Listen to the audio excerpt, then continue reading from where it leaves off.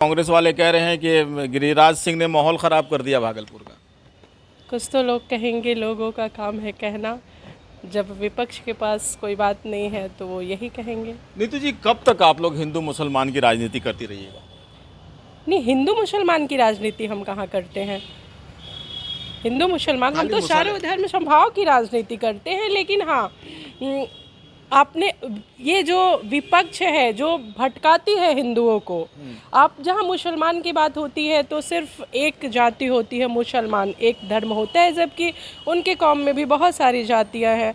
तो हिंदू क्यों नहीं, चाहे वो किसी भी जाति के हों, कहें कि हम हिंदू हैं, हम सनातनी हैं। बस विषय इतना ही है। अब विपक्ष को लग रहा है कि अभी तक जिस तरीके से वो राजनीतिक रोटियाँ सनातनियों को जातियों में विभाजित करके वो सेक रहे थे, वो कहीं ना कहीं उनको लग रहा है कि गिरिराज दा निकले हैं इस यात्रा पे तो उनका नुकसान हो जाएगा। तो ये उनका विषय है, वो कुछ भी कहें।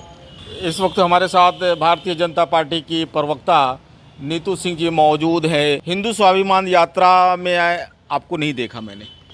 एक्चुअली हमारे आपने क्यों दूरी बना रखी है? नहीं, मैंने दूरी नहीं बनाया था। मेरा स्वास्थ्य थोड़ा ठीक नहीं था, जैसा कि अभी भी आप देख पा रहे होंगे, तो इस वजह से मैं नहीं जा पाई थी, और कोई विषय नहीं था। देखिए, हिंदू का स्वाभिमान हमेशा से जगा है, और ऐसा कोई विषय नहीं है कि इस वक्त हिंदुओं का स्वाभिमान जगा।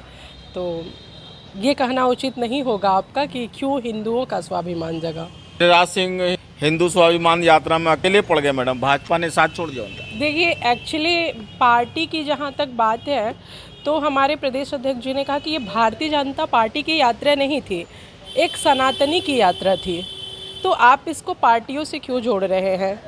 गिरिराज सिंह जी ने ये यात्रा निकाला है तो वो सनातनियों के लिए निकाला है, पार्टी से अलग हट के। आप पार्टी, अब विपक्ष क्या कह रहा है नहीं कह रहा है ये उसका मुद्दा है, लेकिन ये कोई भारतीय जनता पार्टी की यात्रा नहीं थी। राजद वाले कह रहे हैं कि जहाँ जहाँ से हिंदू स्वाभिमान यात्रा गुजर रही है वहाँ का माहौल ख़राब हो रहा है। ये अपना अपना देखने का नज़रिया है, मुझे तो नहीं लग रहा है।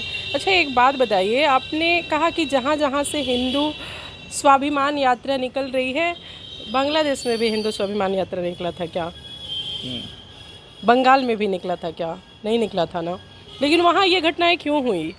और ये कहना बहुत ही गलत होगा, क्योंकि अभी आप कल भागलपुर की बात देख लीजिए। आप शायद उसी धर्म से आते हैं शहबाज जी, आपको 2 मिनट के लिए मेरी बातें बुरी लग सकती हैं, लेकिन क्या कभी आपने देखा है किसी हिंदू को किसी मस्जिद पे जाके तोड़ फोड़ करना? आज तक की बात बताइए, आपने कभी देखा है क्या? तो यूपी के बहराइच में हुआ मैडम। नहीं, पूरी तरह से झूठ पर आप लोग उतर गए। नहीं, ये नहीं होता है। लेकिन हाँ, हम अगर झंडा लगा दिया गया मंदिर पे, जस्ट उल्टा ही बोल रहे हैं आप। नहीं, ऐसा नहीं है। अगर कोई मुस्लिम यदि कुछ मंदिर पे तोड़ते हुए पाया जाता है तो बोला जाता है कि मानसिक विक्षिप्त है। अगर वो मानसिक विक्षिप्त हैं तो उनको जाके मस्जिद को भी नुकसान पहुंचाना चाहिए। मैं हिंदू और मुस्लिम इन सब पे नहीं जाना चाहती हूँ, क्योंकि मैं एक ऐसे पार्टी के कार्यकर्ता हूँ जो सर्वधर्म समभाव की भावना लेकर के कोई भी हमारी भारत सरकार की योजनाएं आती हैं तो हिंदू मुसलमान के लिए विभाजित करके नहीं आती, सबों के लिए आती हैं। तो ये जाति पाति से उठ करके आप हमसे सवाल कर सकते हैं। कांग्रेस वाले का ये आरोप है, लगातार वो आप लोग पर लगा रहे हैं कि हरियाणा में जो चुनाव आप लोगों ने जीता है वो चोरी से जीता है। देखिए, अब क्या कहें हम, बूथ लूटने का इतिहास तो लालू जी का रहा है, और कांग्रेस का भी लमसम वही इतिहास रहा है। अब वो लोग भारतीय जनता पार्टी पर उंगली उठाएं तो निश्चित तौर पे ये हास्यास्पद लगता है। 2 राज्य में चुनाव है मैडम, एक तो महाराष्ट्र और झारखंड, तो क्या आपको उस दोनों जगह पर लग रहा है?